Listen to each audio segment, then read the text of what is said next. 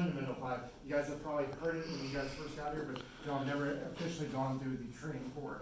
So this is the instructional program that our campus has adopted. I believe district-wide we have adopted and want to have it in every classroom. So what you'll see by the end of this is that if you use these 5 steps and you implement them in class, instruction will go up and student involvement will go up. And just the easiness of your class will just increase.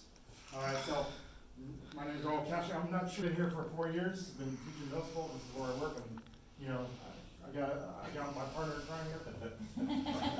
So, all right, so fundamental 5. Okay, so we have 5 steps. Goes with the title. Framing the lesson, power zone, frequent, small, purposeful talk, recognize and recognition, and critical writing. All right, so these 5 components is what we want to implement in every classroom. Okay, so first step, and I believe is the most important, is framing the lesson. Okay, so your we wills and I wills. I know that you guys got here. That's something that the administration wanted you to have on your board. Okay, so this right here is not just something you put on your board, but it helps you as a teacher frame your lesson and gives you a purpose, and also gives your students a purpose. All right, so for this little professional development that we're doing, our we will introduce the elements of the fundamental 5, and what I expect you guys to do. Okay, I will create a list of the fundamental 5 components to be used in every class every day. Okay, so has everybody seen this? Ms. Larson, you're not a teacher, so you don't really have this responsibility, but Mr. Morales and Mr. Suter, have you seen this yet? Okay, so that's something I gotta address. All right, so this is our lesson plan. This is our frame. This is what we use as a model to frame our lessons. Every week you should be putting this into teacher share to let the administration know what you're doing. Okay, so as you can see, we will right there. So it's in alignment with the fundamental 5. So we will statement, and here's the key: is your TEKS, your TEK statement, whatever TEK you're teaching for that class, we're going to talk later about it, but you're going to be changing that to more of a student understanding, and that will be your we will. This is what the class is going to be learning together. Now, if you go all the way down, you have the I will. This is what you want your student to be able to do and to show that they understand what the class learned. Okay, so you have we will, I will connect. And I know as a brand new teacher that lesson planning can be confusing. It's with the TEKS-RS, they give you this long focus document. It's got every TEK that you can think of, and it's long and it's hard. This right here breaks it down. You pick 1 TEK or 2 TEKs that you're going to focus on, and that's your lesson.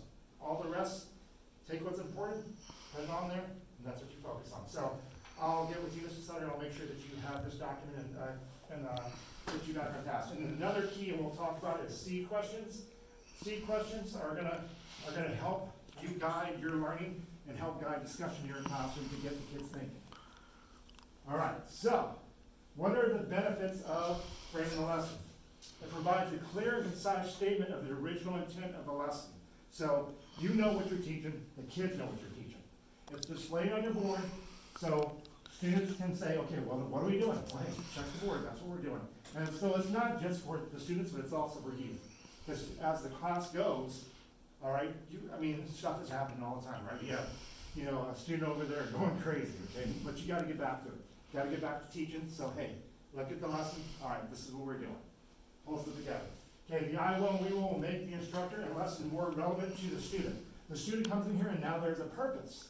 Okay, I'm not going here just to spend 45 minutes just to play around. No, the purpose is we're learning this, and I got to do this by the end of the class.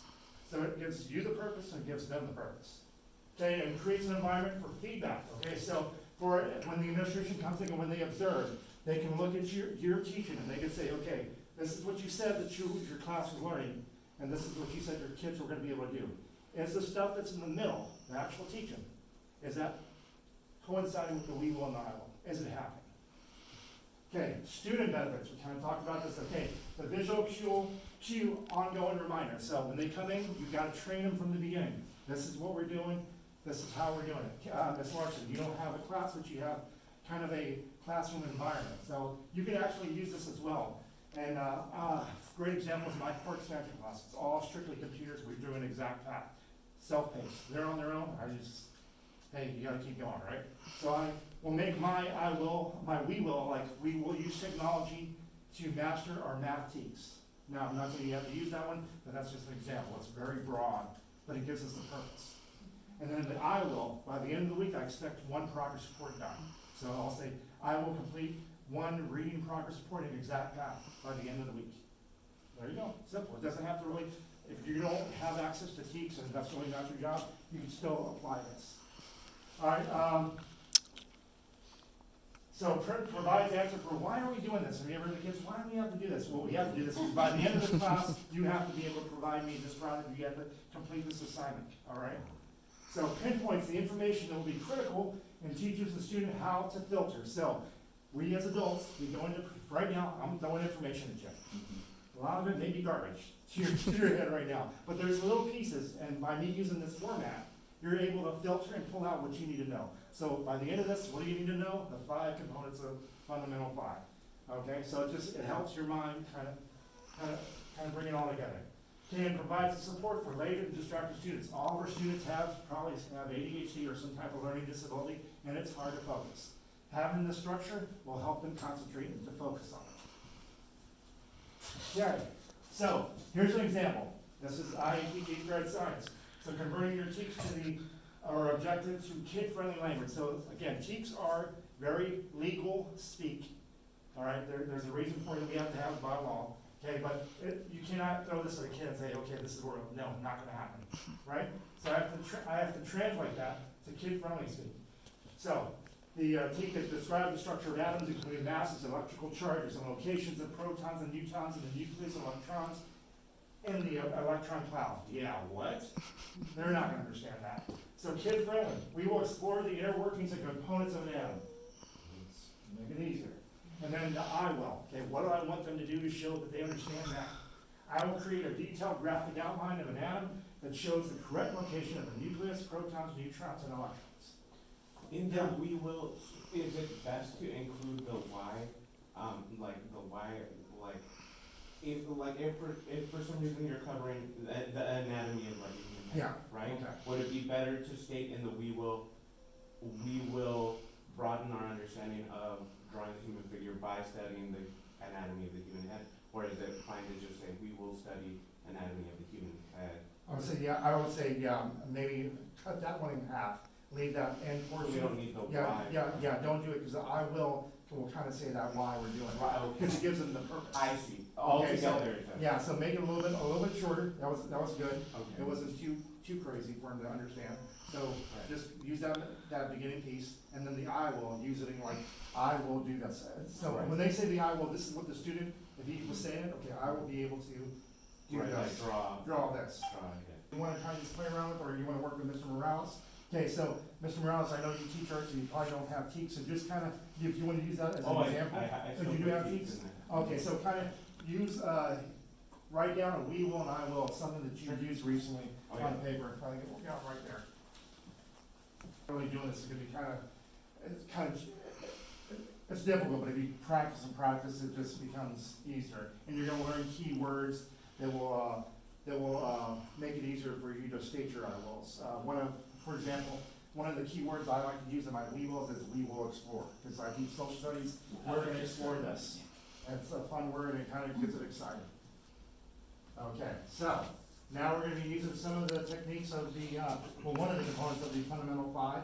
We're going to do frequent small group purposeful talk. So get with your partners nearby and share what you guys wrote and just talk about it. I want you to tell the hardest thing that you guys felt or perceived by doing this. What was the hardest thing? So just get with a shoulder partner.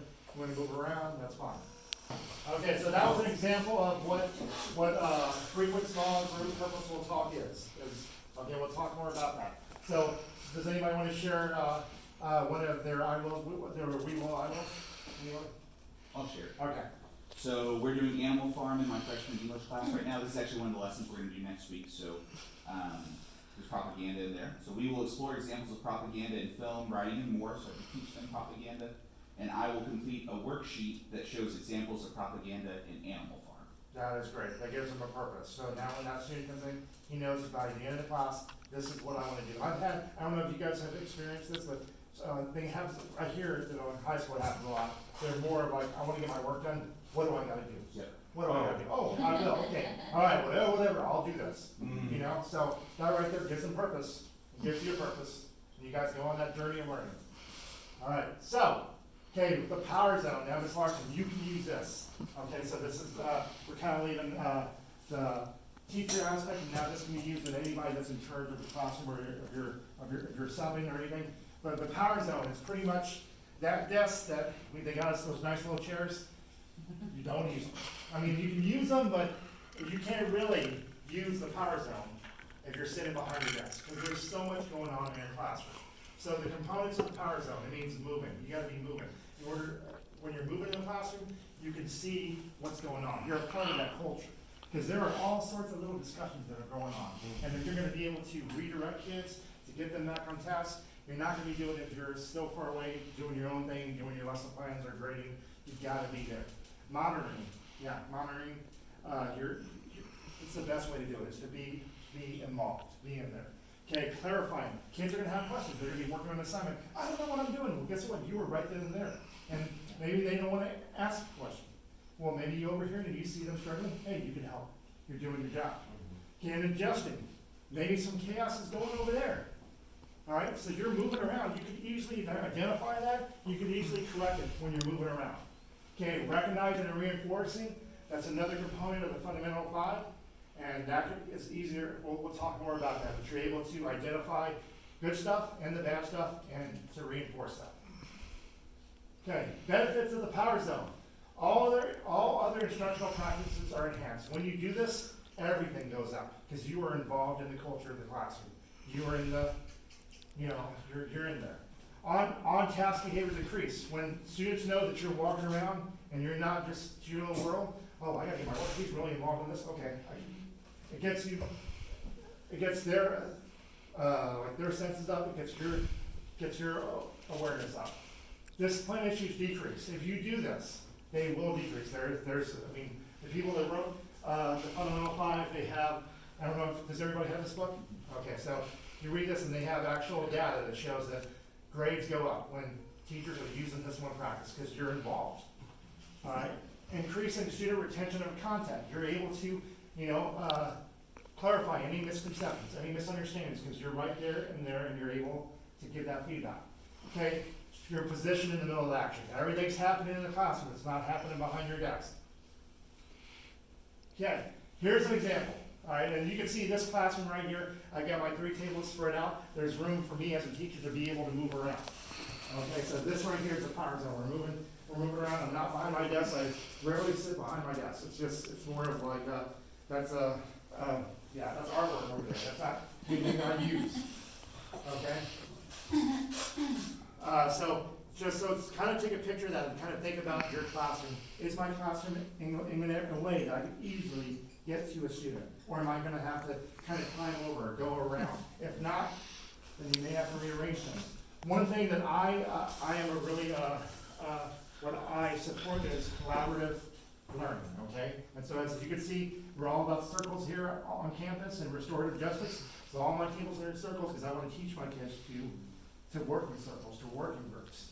Okay, so maybe think about if your tables right now are kind of too spread out. Now, Ms. Larson, you've got a different environment. You've got Play-Doh where it's all independent work, so that's a different animal.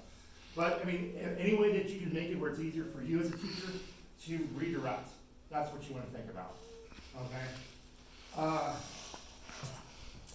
Okay, so go ahead and talk to your partner for 1 minute. What is, and discuss how you would demonstrate the power zone in your classroom. How could you do the power zone, or how could you improve what you're doing right now to maybe do the power zone more?